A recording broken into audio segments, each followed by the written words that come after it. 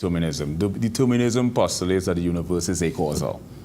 Action, events, and decisions are governed by cause and effect. They could call it antecedent, logically preceding. The cause precedes the effect.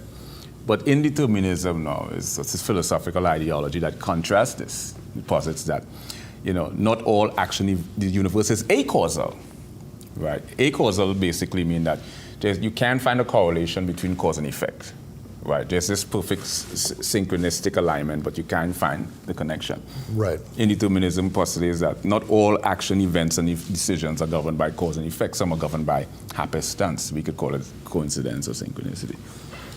So there's, and then you have fatalism. Fatalism is one of this, is one of those, it has this sort of, it has this submissive outlook of reality. Postulates that